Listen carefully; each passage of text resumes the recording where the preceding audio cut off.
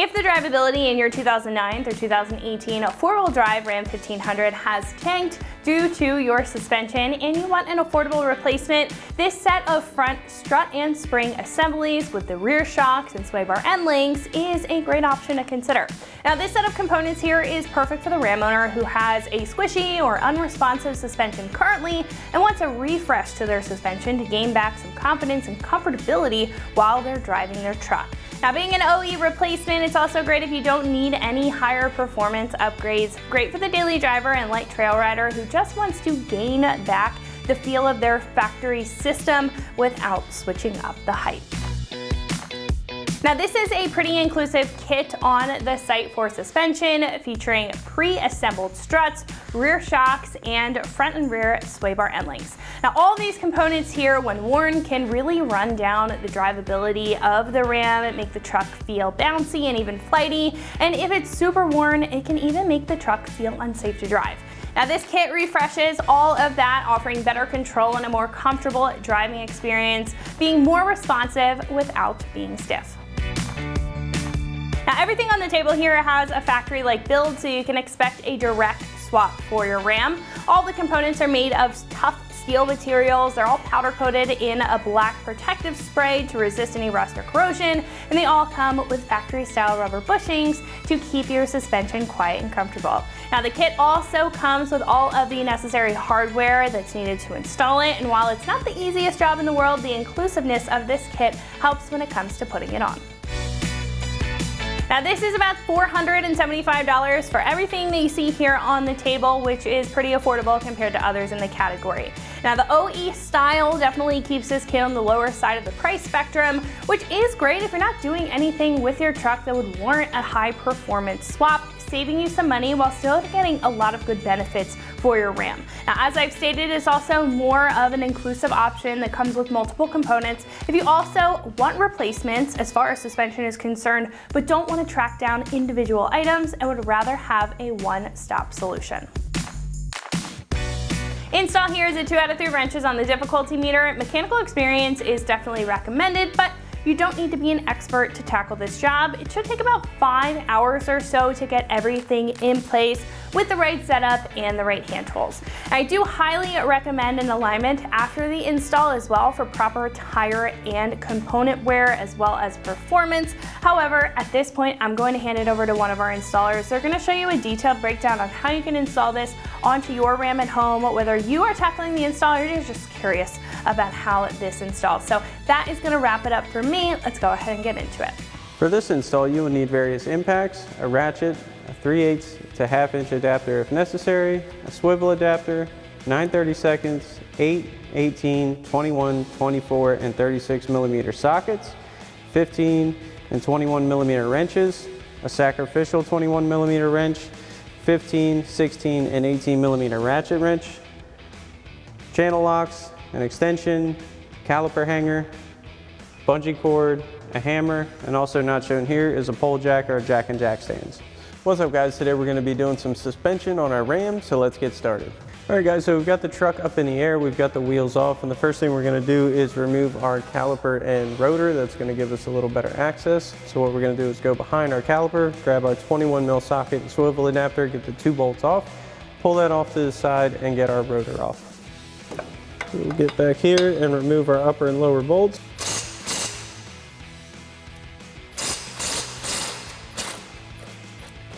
And we'll loosen that top one, pop this bottom one out.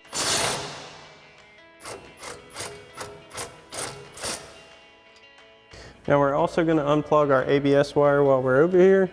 So you want to pop this tab up, unplug that, we'll get that out of its retainers. Move that over to this side. Then we'll grab our caliper, slide it off our rotor. We've got our caliper hanger tool.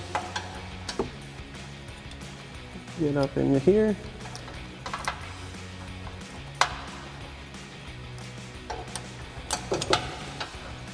Hang that out of the way. Then we'll pull our rotor off.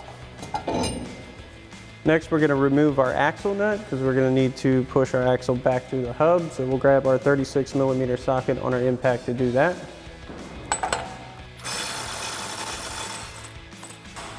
Get that out of the way.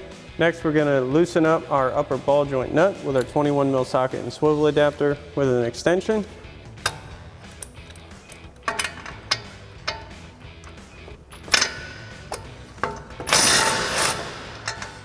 You want to leave this on a couple threads. So we're going to pop this out of its seat. We want that nut to catch our upper control arm. So to unseat that, we're going to grab a hammer and give a few taps on our knuckle. Let that pop out.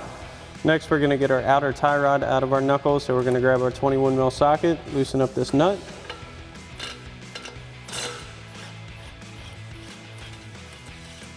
Now to unseat that, just like the upper ball joint, you want to grab a hammer, give a few taps. So it starts to pop up. Pull that up and out of the way. Next, we're going to loosen up our lower ball joint nut. So for that, we'll need our 24 millimeter socket. Just like with the upper one, you want to leave that on a couple threads. And we'll grab our hammer again and give a few taps on the back side to get that unseated.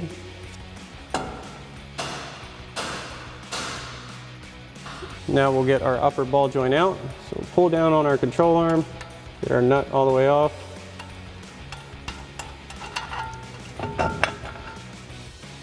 Move that up and out of the way.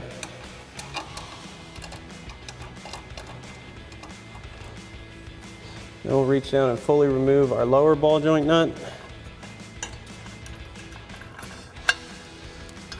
You want to give your axle a little push so it comes out of the hub.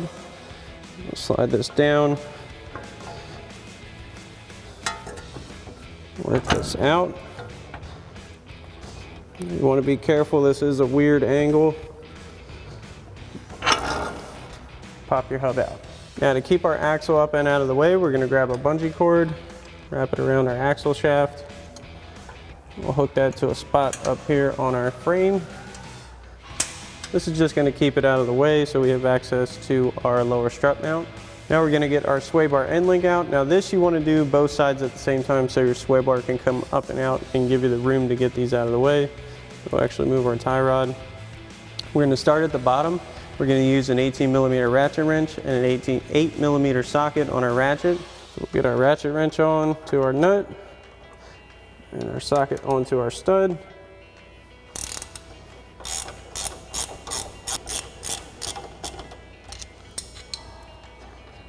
Bring that all the way out. Now for our top nut, we're going to grab our 16 millimeter ratchet wrench and a 9/32 socket. Do the same thing as the bottom.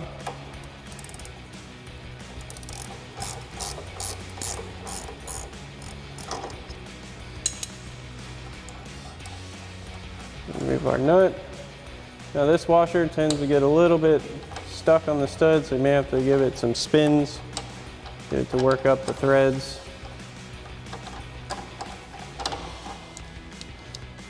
Pull our top bushing off. And again, you want to do the same thing on the other side at the same time for your sway bar. And we can push that up and remove our end link. Now we can get after our strut. So we're going to take our bottom mounting bolt off first. So we've got a 24 mil socket and a 21 mil wrench. Get our wrench on our bolt head.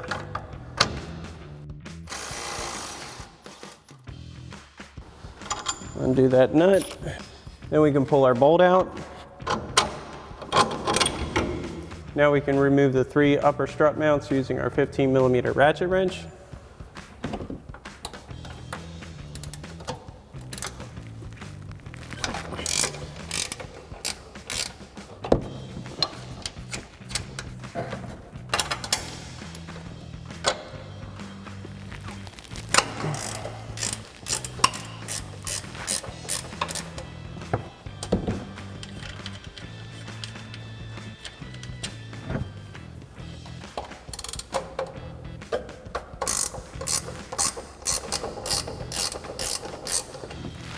And once you come to the end of this one, you want to support your strut, remove that last nut, and pull up and out and remove our strut.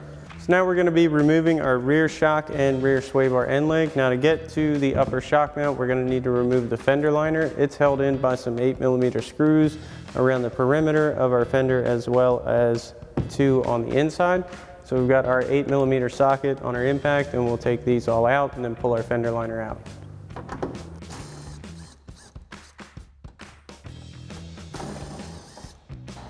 And again, once you've got the first couple out, just keep going and do the same thing for the rest of your screws. Then once you have all your screws out, we can pull our fender liner out. Now this is a little bit tricky. It is kind of a tight fit, so you're just gonna have to work it slowly and have some patience. So pull the back side out, work it around the fender edge.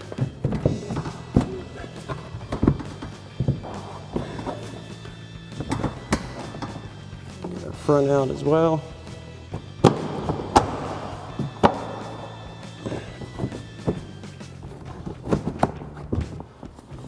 Pull down, should pop the top out. And you can pull it out. So now that we have our fender liner out, we have access to our upper shock mount. Now to get that out, you're gonna need a special wrench, and we'll show you what that is right now. You can use a crow's foot if you have it, or you can use a cheap 21mm wrench. You do not want to use an expensive one for this.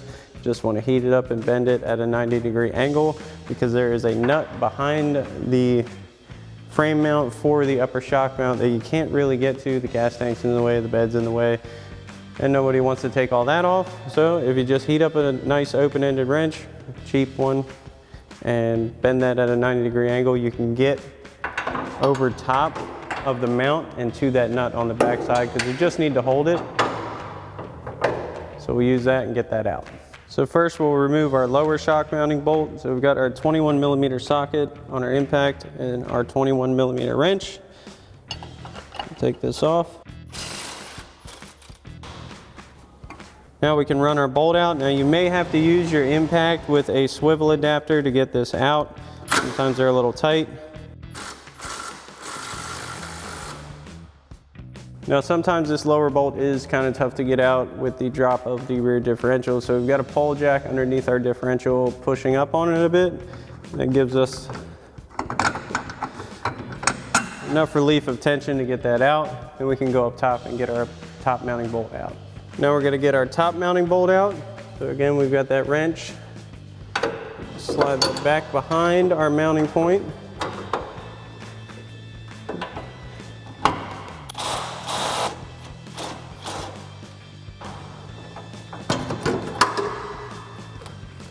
Once you've got that loose, make sure your nut is still accessible.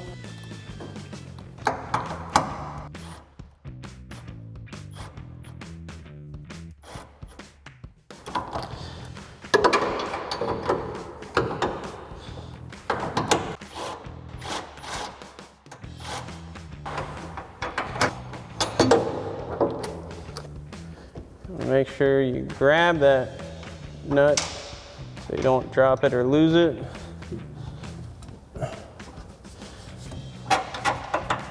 Work our bolt out, remove our shock. So now we're going to remove our rear sway bar end link. So down bottom we have an 18mm nut, so we'll need an 18mm socket. Up top we'll need an 18mm wrench and an 18mm socket. Now sometimes this bottom nut tends to just spin on the stud, or the stud and the nut spin together, so you might have to switch out to your 18mm ratchet wrench and an 8mm socket.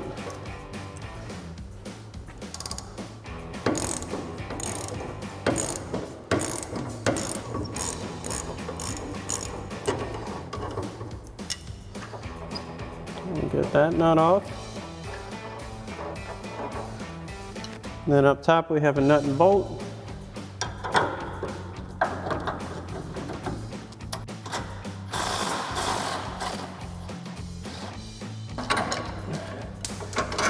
And get that off, take our bolt out. Now once you have this side out, you can repeat the same process for the other side. Now we're going to install our new sway bar end link. So what we want to do is get our bottom mounting point in, help us line that up, and we'll get our upper bolt in. We install the nut, and we'll reinstall our lower nut. And we'll come back in and tighten these down. Again, for the top one, we're going to grab our 18 mil socket and 18 millimeter wrench.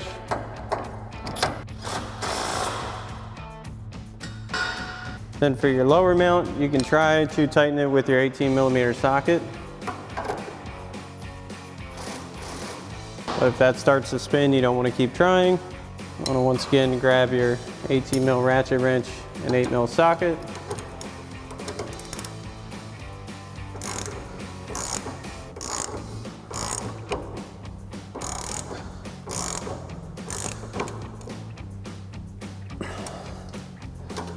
So now we're going to get our new shock in. So you want to make sure that comes behind your brake line. We're going to get our upper bolt in just to hold that in place. You might need to pick up a little bit on your shock and compress it a hair.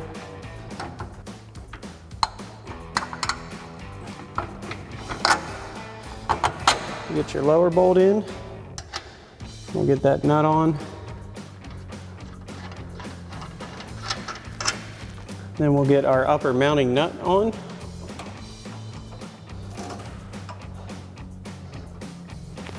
You may have to back this out a hair to get it started.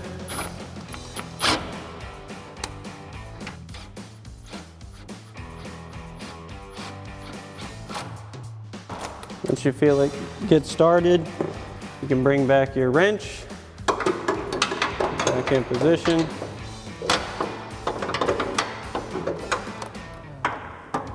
Bring back our 21 mil socket and tighten that down. Then we'll tighten down our lower mounting bolt.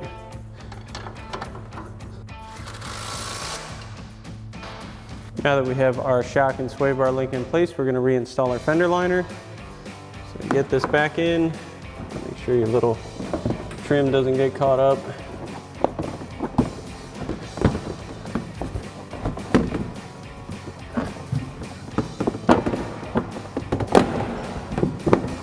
Just push this in.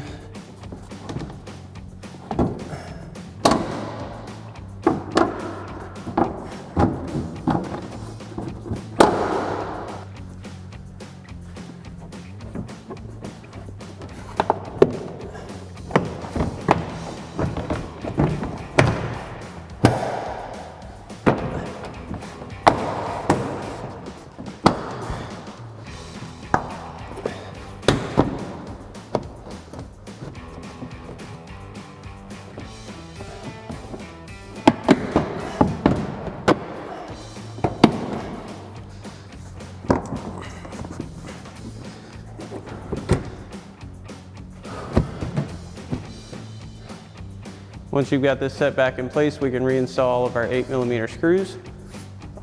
So we'll get our 8 mil socket, and you want to start with your back center ones. Obviously we have one missing, but you should reinstall that too. And we'll reinstall the ones around the edge of our fender liner. Next we can get our new strut in place, so we'll line up our 3 upper mounting studs. You might have to push down on your lower control arm a little bit. And we'll get our 3 nuts in place. Once you get the first one loosely on, it'll hold it in place pretty well. Get our other ones on.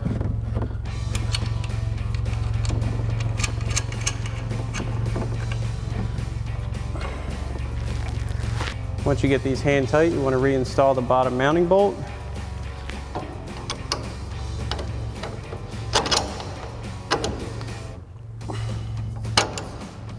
And we'll reinstall our nut.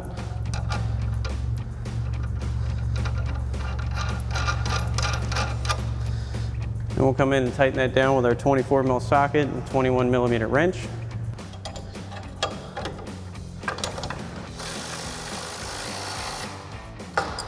Now that we have the bottom tight, we'll come in and tighten up our 3 upper nuts with our 15 millimeter ratchet wrench.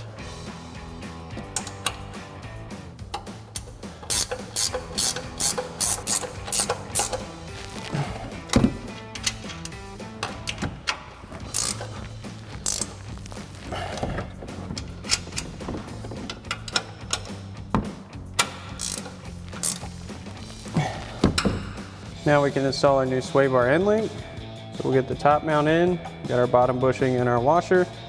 We'll get our top bushing and washer in. Get our provided lock nut loosely in place. And once you install the top on this side, you want to do the same thing for the other side. And we'll get this lined up with our lower control arm. Push that down. Work that through and install our nut. Then we can tighten down our top mounting nut using our 15mm wrench on the shaft and our 16mm ratchet wrench.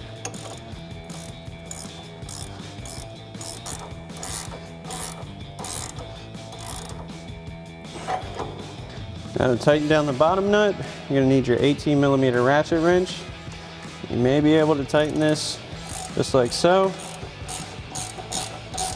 However, if it starts to spin the ball joint, there is a very thin hex on top, which is really too thin to get a wrench on, but you can carefully grab onto it with a pair of channel locks.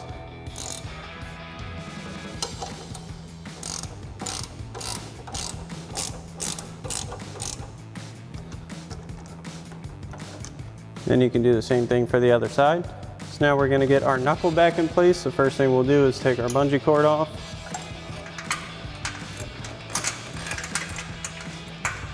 Get our axle set back over here. Now we've got our knuckle and our lower ball joint nut. We're going to line all this back up.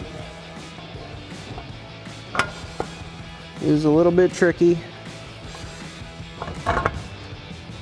Once that goes through, you can pull up on your knuckle and get your lower ball joint nut back in place.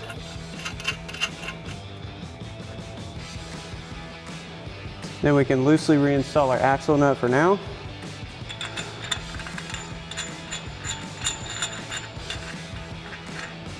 Now once we have this on, we can reattach our upper ball joint. So take that nut off. One thing to note is you want to make sure you don't pinch your ABS wire. We'll get this lined up. Get our nut back in place.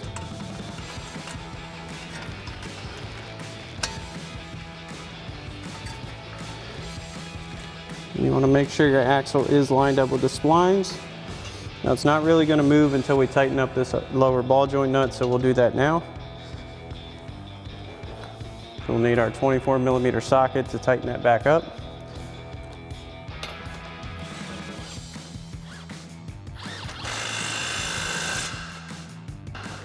Now we can work our axle back through.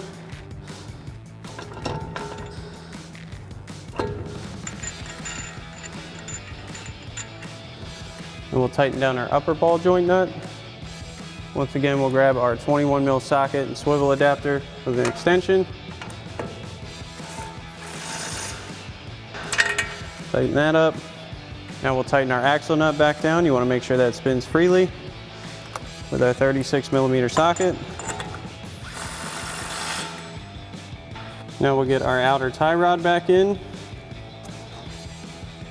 Line that up. Let that fall into place. We'll get our nut back on. We'll tighten that down with our 21mm socket. Now we'll reinstall our brake rotor and caliper. So we'll get our rotor back on. And we'll get our caliper back in place and reinstall our two 21mm bolts.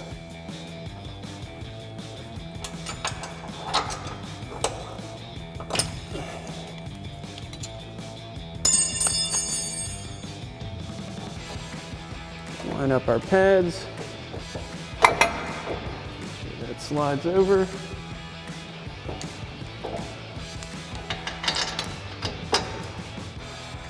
Get our first bolt in.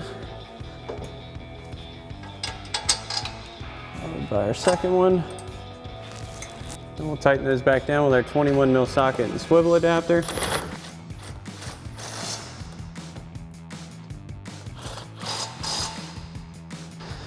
We can get our ABS line back in place. Plug this back in. You lock that tab back down. Get your locators back in. And once you've got this side back together, you can do the same thing for the other side. Alrighty folks, that about wraps up our review and install of our front strut and spring assemblies with rear shocks and sway bar links for your 09 to 18 four-wheel drive Ram 1500. Thanks for watching, and as always, for everything Ram, keep it right here at AmericanTrucks.com.